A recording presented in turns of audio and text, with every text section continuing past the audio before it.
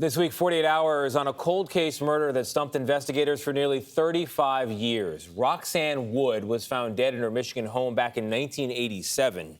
DNA from the crime scene was preserved, but there wasn't enough evidence to charge any suspects. Decades later, a genealogist helped investigators find the killer by constructing a family tree.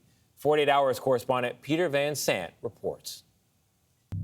In February 1987, Terry Wood came home from a night of bowling to discover his wife, Roxanne, dead on the kitchen floor. She was bleeding profusely from her neck. Detective First Lieutenant Chuck Christensen says Roxanne had been sexually assaulted and her throat was slashed. DNA was preserved, but given technology limits at the time, not much could be done with it. 34 long years passed without a real lead. I was starting to lose hope. Then, in 2021, investigative genealogist Gabriela Vargas got to work on the cold case. Though only a scant amount of DNA was left, Vargas was confident. I believed that this case was extremely solvable. I believed that I could solve it. Incredibly, Vargas identified a suspect in just 4 days. His name, Patrick Gillum.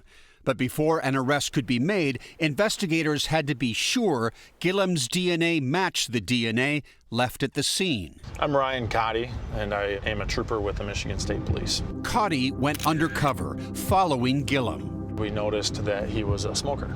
It's a great source of DNA.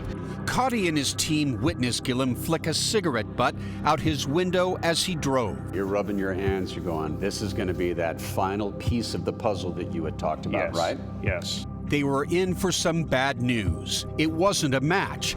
It's possible the butt picked up on a busy street wasn't the one that Gillum tossed. So Cotty followed him again.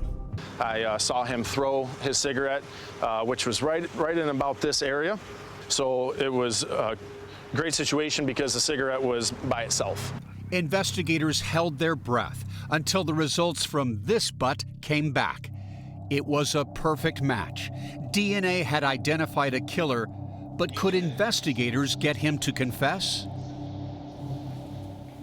Oh, You can learn just from a discarded cigarette. Yeah.